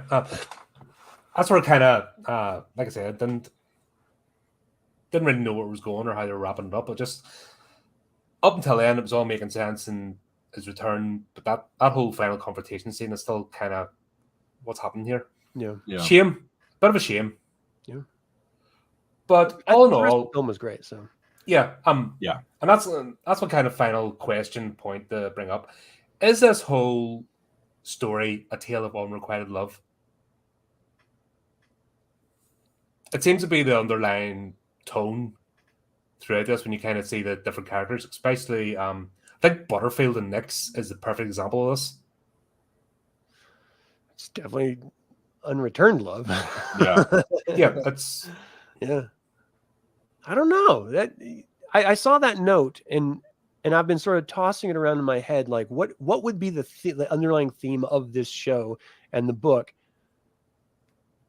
And the only thing I can think of that sits well in my head is consequences. Like this show is about consequences, and that can be extrapolated through power or love, but you devote yourself to Nick's the whole life. You uncover his body, but you're just not good enough. You have to suffer the consequences of your lack of ability. Swan giving everything to Nix in order to learn, and then, sort of turning against him. The consequences of that is that now, Swan, you have to pay the piper and die yourself. Harry D'Amour, the consequences of his getting involved is that he opens him up a little bit further to this darkness that he was trying to drown himself from that exorcism as the child. Dorothea, her consequence, okay, she doesn't actually have one. No, because she was rescued as a child. She fell in love with her savior, and like that's what I said. She's a completely different character arc than the book. Yeah. She's the ultimate final girl. So, Cameron, do you think? What's your idea of the final sort of theme of this? Just the thing that I took away from both the film as well as the book was just you're damned if you do, damned if you don't type of thing, where everybody was trying to get something, whether it was with Swan trying to get the power and then getting the power and realizing, well, this fucking sucks. Harry being like, I need to stay out of this fucking, occult bullshit, and then getting roped into the job because, hey, that's a lot of fucking money. And then realizing, wow, that money's not fucking worth it. Just like everybody is trying to get something out of the experience, and they get exactly what they were expecting, and it's just bupkis in the end. Well, on that high note, there's no traditional heroes, and apart from D'Amour, I wouldn't say he's almost a no. I definitely wouldn't agree. He's not a traditional hero. He's like a traditional anti-hero. Like almost. Well, no, I guess he's not even that, because he's not really evil or anything. He's like the everyman, I guess. Yeah, it's strange. I think it was the end, just kind of left it a bit strange and open. It's almost like Barker didn't want to finish that story. There's something churning back there. He didn't want to quite close the door on it. But all in all, this is still a bloody good movie. And the fact that we could still talk about it with such passion, like 20 years after its release. How many movies have been out for 3 years now and they're forgotten about? Right. So there's... Well, that's one of the strong points of genre movies is they always, for lack of a better term, they always shit the bed when they come out. Like the release just kind of comes and it's like the hand at the end of Vital Hands dying. It's just like, poof. Oh, well, that was exciting. But you talk about it 5 years later, 10 years later, 20 years later, just decades. Like it will always be a part of the cultural zeitgeist. Whereas you get Marvel movies that come out and they're the biggest thing ever, made the most money ever, and you don't even remember what the hell it is like a week after you watched it, because who fucking cares? Consume product, get excited for current product, get ready to watch next product. That kind of blandness, and we've obviously talked about that's the old fast food chain restaurant analogy. So they paint the box a different color, but it's the same stuff. Yeah. But there you go. That was a good one. Flipping near 2 hours at this, so I wasn't expecting for it to go on that long, but longer than the movie. Right. There you go. Next week we're on Adam's channel. We're doing some Armory of Darkness. It's going to be gory. There's going to be blood. There's going to be guts. There's going to be private parts. It's going to be awesome. Yep, that's even before we start. That's just me getting ready. That's before we're ready for it. Yeah, that's before the recording. That's just the limbering up before we go. Hell yeah. Well, there you go, folks. Hope you enjoyed this. I had a lot of fun talking about this, and hope you guys did too. Hell yeah. Yes. Thanks for coming on. It's like I said, it's great to talk about stories and get into the ifs and whys, and not always have the same views. That's what makes it more interesting, because we've all just had the same view and it was all note for note. It'd be boring. It's good to get different perspectives and different ideas and different takes on things. That's what, remember with discourse and discussion was about before social media. Right. It's almost like this is how a culture exists. Then a nice friendly cult. But there you go, folks. Keep up to date with the channel. Loads more happening next couple of weeks, and hope you come on board. I've put a link in the community tab for next week, but I'll remind you full time will be on Adam's channel. And as usual, do the typey clicky things. And until next time, keep it creepy, keep it horrific.